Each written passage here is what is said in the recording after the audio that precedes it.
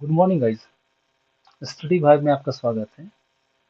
11 से 13 जेपीएससी का जो सीरीज चल रहा है, आज मैं आपके general science and environment technology का पेपर सॉल्व करूंगा। पहले मैं ऑब्जेक्टिव सॉल्व करूंगा, उसके बाद मैं सब्जेक्टिव सॉल्व करूंगा। चलिए आगे देखते हैं। अ, पहला क्वेश्चन है, a cyclist move in a circular path of radius 10 meters. He completes 2 revolutions in 10 minutes. The average velocity of the cyclist is 10 pi, 4 pi, 2 pi, 0। Hindi में इस प्रकार है।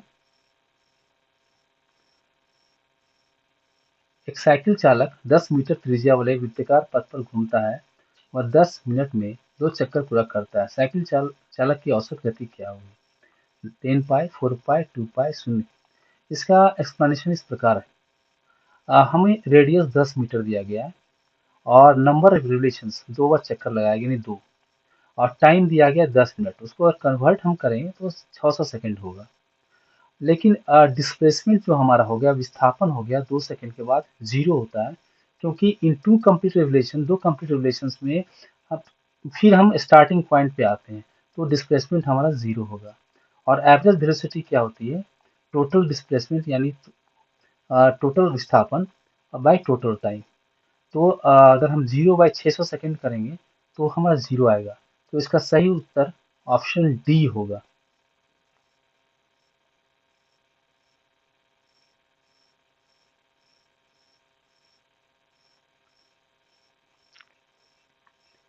सेकंड क्वेश्चन इस प्रकार है, a physical quantity measured in CGS unit has a value of 72 dynes per centimeter.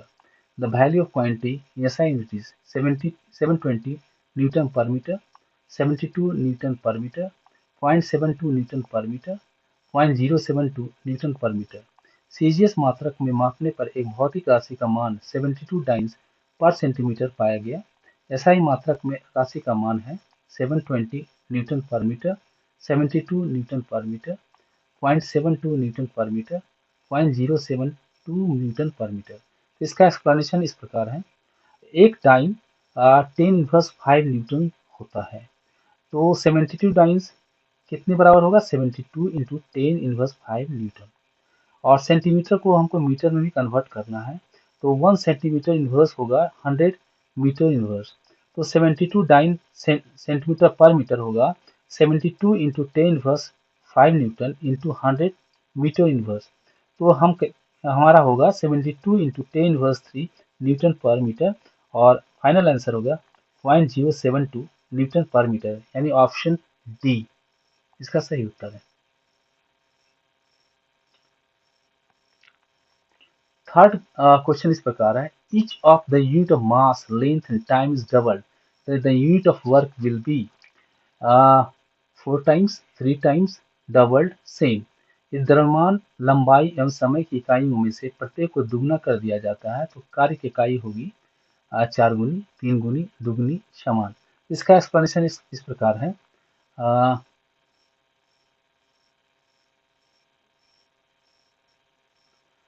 हम जानते हैं वर्क होता है फोर्स इंटू डिस्टेंस, और फोर्स होता है मास इंटू एक्सेलरेशन।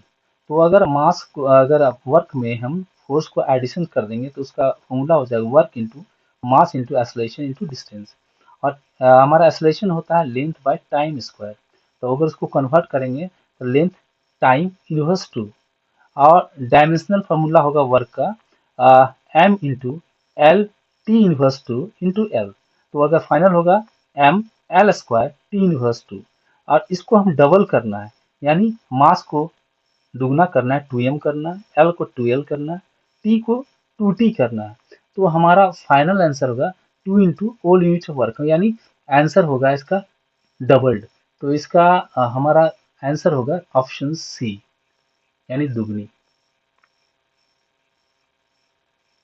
चौथा क्वेश्चन इस प्रकार है, universal gravitational constant ji is an example of non dimensional constant, numeric constant, dimensional constant, A quantity without dimension. सार्वभौमिक गुरुत्वाकर्षण स्थिरांक जी एक उदाहरण है विमा रहित स्थिरांक का, संख्यात्मक स्थिरांक का, विमीय स्थिरांक का, वह राशि जिसकी कोई विमा नहीं हो। इसका एक्सप्लेनेशन इस प्रकार है। जो डायमेंशनल कांस्टेंट होते हैं उसका फिक्स्ड न्यूमेरिकल वैल्यू होता है और डायमेंशन होता है। और हमारा यूनिवर्सल ग्रेविटेशनल कांस्टेंट ये न्यूटन्स लॉ ऑफ ग्रेविटेशन को में आता है। और ये अगर हम देखेंगे तो जो भी हमारा डायमेंशनलेस कांस्टेंट रहता है जैसे पाई, उसका ना ही कोई यूनिट होता है ना कोई डायमेंशन, इसलिए हमारा आंसर डायमेंशनल कांस्टेंट होगा, यानी ऑप्शन सी। ये विमी स्थिरांक का फिफ्थ नंबर क्वेश्चन है, genes located in Y chromosomes are called Y recessive lethal genes, autosomal genes, complementary genes, holandric jeans.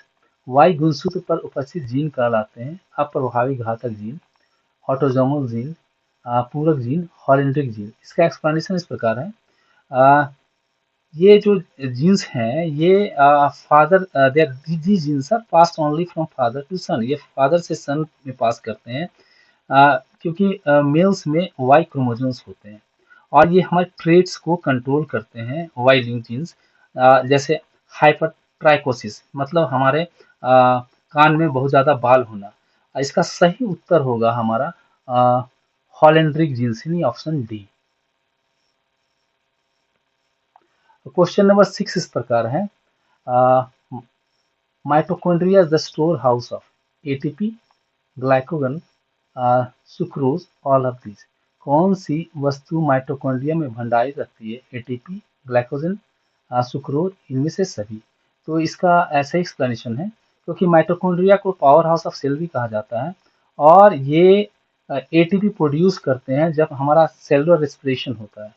आ, ये एटीपी जो हमारा है ये करेंसी ऑफ सेल्स भी कहा जाता है और हमारे मेटाबॉलिक एक्टिविटीज को ये इनहेंस करता है। तो इसका सही उत्तर होगा option A, ATP.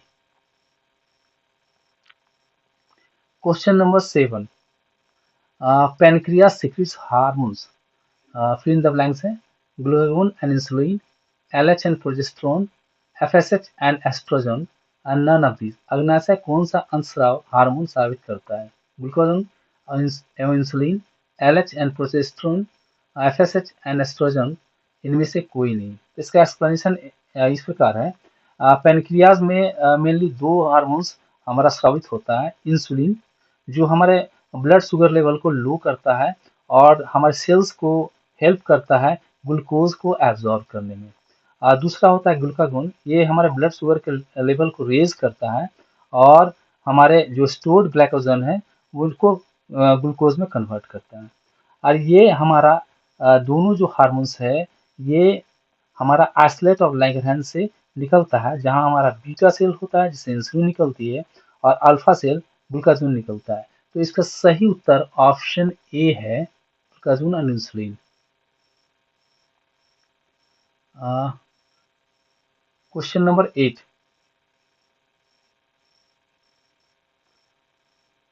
Steroid hormone is thyroxine, progesterone, epinephrine, prostaglandin. Steroid hormone है थायरोक्सिन, प्रोजेस्टेरोन, एपिनेफ्रिन, प्रोस्टाग्लैंडिन। तो इसका एक्सप्लेनेशन इस प्रकार है, स्टेरॉयड हार्मोन कोलेस्ट्रॉल से बनते हैं और लिपिड में घुलनशील होते हैं, यानी फैट में घुलनशील होते हैं। प्रोजेस्टेरोन एक यौन हार्मोन है जो अंडाशय ओवरी से बनता है और गर्भाशय अवस्था को बनाए रखने में मदद करता है। तो इसका सही उत्तर ऑप्शन बी है, प्रोजेस्टेरोन। बाकी जो विकल्प विकल्प हैं जैसे थायरोक्सिन जो एमिनो एसिड से व्युत्पन्न डिराइव होते हैं, स्टेरॉयड नहीं होते हैं ये। एपिनेफ्रिन कैटेचोलामाइन हार्मोन है, स्टेरॉयड नहीं है। प्रोस्टाग्लैंडिन जो एक लिपिड आधारित है लेकिन स्टेरॉयड नहीं है, या फैटी एसिड से बनता है। तो इसका सही उत्तर हमारा प्रोजेस्टेरोन है। क्वेश्चन नंबर 9, कृषि विज्ञान केंद्र is situated at state level, district level, block level, panchayat level. कृषि विज्ञान केंद्र किस स्तर पर स्थित है? राज्य स्तर, जिला स्तर, प्रखंड स्तर, पंचायत स्तर। ये इसका सही उत्तर जिला स्तर पे होगा, ऑप्शन बी। ऑप्शन बी, ये भारत के अलग अलग जिलों में स्थापित कृषि विज्ञान केंद्र का नेटवर्क है और इसको कृषि अनुसंधान परिषद कंट्रोल करती है, नहीं संचालित करती है। Question number 10, which of the following is rain water harvesting structure? Sprinkler, tubewell, drip, डोभा। निम्न में कौन सा वर्षा जल संरक्षण का संरचना है? स्प्रिंकलर छिड़काव, ट्यूबवेल, नलकूप, ड्रिप, टपक, डोभा। तो इसका सही उत्तर हमारा डोभा होगा, जो ऑप्शन डी में है। अ, बाकी का एक्सप्लेनेशन इस प्रकार है। डोभा खेत या बगीचे में खुदा छोटा गड्ढा है, तालाब जिसमें वर्षा का पानी इकट्ठा करके सिंचाई या भूजल रिचार्ज के लिए रखा जाता है। और स्प्रिंकलर और ड्रिप होता है सिंचाई की तकनीकें हैं, वर्षा जल संचयन संरचना नहीं है।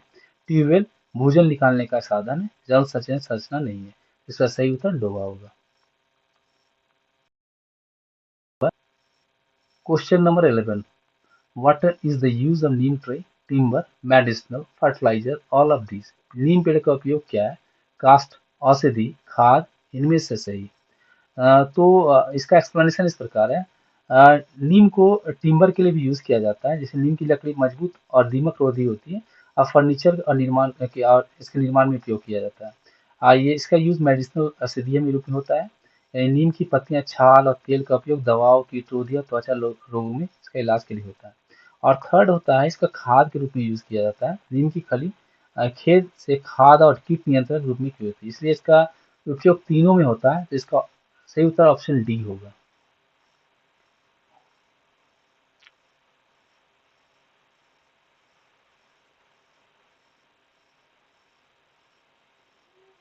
Question number 12, in which of the following types of soil lime is generally added to enhance the agriculture productivity?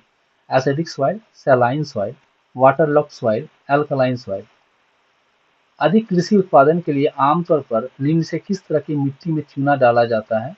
अम्लीय मिट्टी, लवणीय मिट्टी, जल जमाव वाली मिट्टी, क्षारीय मिट्टी। तो इसका एक्सप्लेनेशन इस प्रकार है। अम्लीय मिट्टी में पीएच 6 से नीचे होता है, जिसमें पौधे की वृद्धि रुक जा करती है। लाइम चूना डालने में से पीएच बढ़कर मिट्टी तटस्थ न्यूट्रल हो जाती है, जिससे पोषक तत्व पौधे के लिए उपलब्ध हो पाते हैं। सलाइन सॉइल और अल्कलाइन सॉइल में पहले लवणता, क्षारीयता घटाने की जरूरत होती है, लाइम से नहीं डाला जाता है।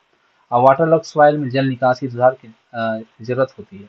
तो इसका सही उत्तर होगा आपका अम्लीय soil, acidic.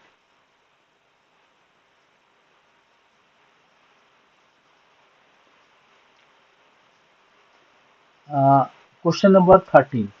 The Air Prevention Control of Pollution Act was passed by the Government of India in 1881, 1981, 1991, 1988। वायु प्रदूषण रोकथाम और नियंत्रण अधिनियम भारत सरकार द्वारा कब पारित किया गया था? 1881, 1981, 1991, 1988। तो इसका सही उत्तर है 1981, जो ऑप्शन बी है। इसका एक्सप्लेनेशन इस प्रकार है। वायु प्रदूषण को रोकना और नियंत्रण करना इसका मुख्य उद्देश्य है। 1987 में इसे संशोधन कर इसे और सख्त बनाया गया। यह कानून केंद्रीय प्रदूषण नियंत्रण बोर्ड सीपीसीबी और राज्य प्रदूषण नियंत्रण बोर्ड को अधिकार देता है कि वे वायु प्रदूषण की निगरानी और नियंत्रण कर सके। Question number 14, ozone hole is present above Antarctica, above India, above USA, above USSR. Ozone क्षेत्र कहाँ स्थित है? अंटार्कटिका के ऊपर, भारत के ऊपर, यूएसए के ऊपर, यूएसएसआर के ऊपर। तो इसका सही उत्तर होगा अंटार्कटिका के ऊपर, ऑप्शन ए। इसका एक्सप्लेनेशन इस प्रकार है। ओजोन परत समताप मंडल में पाई जाती है, जो पृथ्वी सतह से 10 से 50 किलोमीटर ऊपर होती है।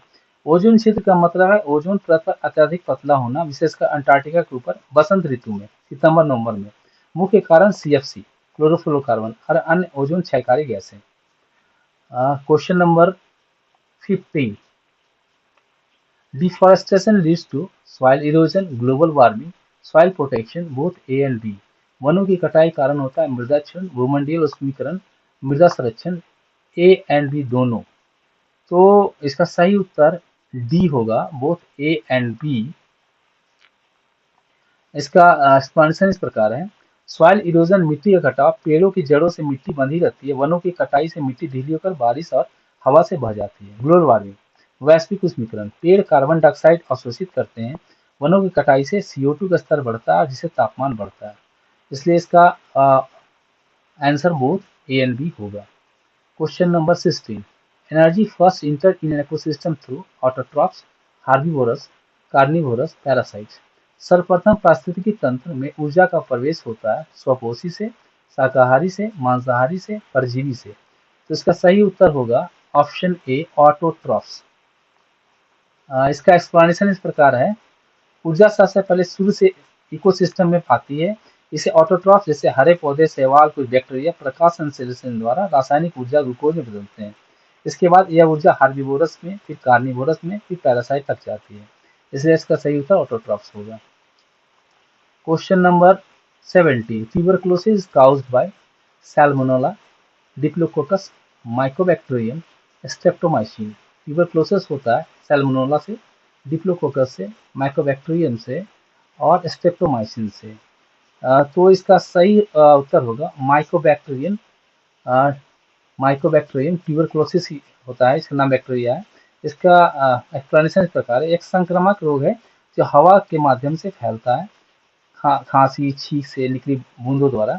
आमतौर पर फेफड़े को प्रभावित करता है, लेकिन शरीर के अन्य अंगों को भी प्रभावित करता है। इलाज में एंटी टीबी दवाएं जैसे आइसोनोजेट, रिफामेप्सिन कई महीनों तक दी जाती है। Question number 18, recently ISRO has launch this moon mission, Chandrayaan 2, Chandrayaan 3, Chandrayaan 4, none of these. हाल ही में इसरो ने कौन सा चंद्र अभियान प्रक्षेपित किया है? चंद्रयान 2, चंद्रयान 3, चंद्रयान 4, इनमें से कोई नहीं। तो इसका सही उत्तर है चंद्रयान 3। इसका एक्सप्लेनेशन इस प्रकार है। इसका लॉन्च तिथि है 14 जुलाई 2023। लॉन्च स्थल है सतीश धवन अंतरिक्ष केंद्र, श्रीहरिकोटा और लॉन्च वाहन है LV-M3-M4। उपलब्धि: 23 अगस्त 2023 को चंद्रमा के दक्षिण ध्रुव पर सफल लैंडिंग, ऐसा करने वाला भारत पहला देश बना। उद्देश्य: चंद्र सतह पर सॉफ्ट लैंडिंग करना और रोवर प्रज्ञान द्वारा वैज्ञानिक प्रयोग करना। Question number 19, INSAT 3DR satellites were launched for weather forecasting, rainfall estimation, disaster warning, earthquake forecasting। INSAT 3DR उपग्रह का प्रक्षेपण किस उद्देश्य से किया गया है? मौसम पूर्वानुमान, वर्षा आकलन, आपदा चेतावनी और भूकंप पूर्वानुमान। तो इसका सही उत्तर होगा मौसम संबंधी सैटेलाइट है, यानी मौसम पूर्वानुमान, ऑप्शन ए इसका सही उत्तर होगा। इसका एक्सप्लेनेशन इस प्रकार है। रियल टाइम मौसम निगरानी करता है, समुद्र की सतह का तापमान, सी सरफेस टेम्परेचर और बादलों की छवि भेजना, खोज और बचाव, सर्च एंड रेस्क्यू सेवा के लिए डाटा ट्रांसमिट करना, मौसम पूर्वानुमान, चक्रवात चेतावनी और प्राकृतिक आपदा में मदद करता है। इसका लॉन्च का तारीख है 8 सितंबर 2016। लॉन्च वाहन है GSLV F-05। स्थान है सतीश धवन अंतरिक्ष केंद्र।